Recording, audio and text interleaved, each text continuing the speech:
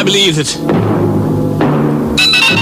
I lived as the Emperor Tokas Facius, and my bride Sleazebagius and I had an idyllic lifestyle. We'd sit there in our marbled halls, eating grapes by the dozens, drinking wine as though there were no tomorrow.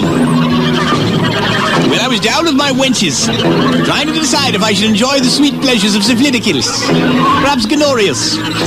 My daughter Vaginitis rubbed my back and she said, "Father, pick one. I think you should go with Fellacia. You know, she has that impish smile." I said, "All right," and just then Numbnutsius came running in. "Sire, I hate to interrupt you when you're with the wenches." I said, "Numbnutsius, I left word with Testicules that I should not be disturbed." He said, I know you did. But it's a problem. Hemeroidocles tells me there's a woman at the gate that demands to see you. She's so insistent she's already kicked Suppositorius in the shins. I said, all right, who is it? He said, "It's Puntangius, sir." I said, "Oh, God, Puntangius again? Can't believe it." I said, "Well, tell Erectus to lead her in here." Crying out loud, leave Gildonius by the door. I don't want to be disturbed. Finally, she came in. She was frantic.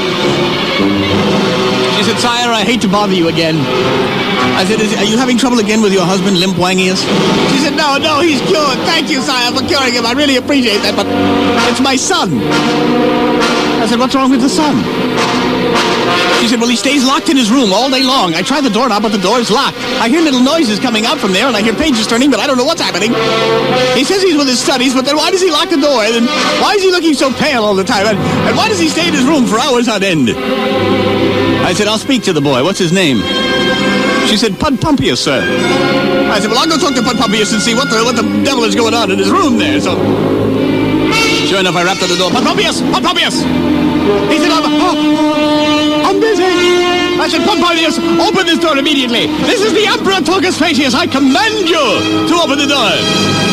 I heard some zipping and jangling, and sure enough, the door opened. And the boy looked downcast and embarrassed as he shuffled his literature under the bed. I said, "Pudpumpius, there's a certain art to the coming of manhood. And that art involves moderation. The art involves consideration. There will come a time in your life when you will be totally at ease with yourself. And I know you're confused at the moment. But so did we all share that same confusion. I think the time has come to leave your room. Or perhaps to return occasionally at night. And occasionally on the weekend when your parents have other plans. But you need to spend more time with your mother. You need not concern her as much as you are now. I ask you to do this for me, Pudpumpius." He said, "I shall, sire. You made me feel so much better." I said, "Forgive me for not shaking hands, okay? Now just try to liven yourself up." And then I got an idea. I said, "On second thought, I will shake hands with you, my son. And in so doing, I shall impart the strength of the Roman Empire. The strength that will carry you on through abstinence in eternity." And I clasped my palm in his hand, and I shook it vigorously.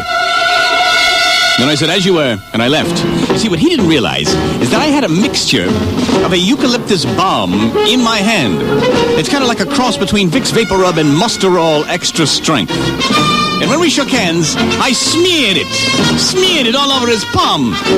He, unaware, gleefully closed the door, and I could see him reaching under the bed once again. Puntangius ran up to me and said, "Oh, sire, thank you for talking to him. Do you think he's cured?"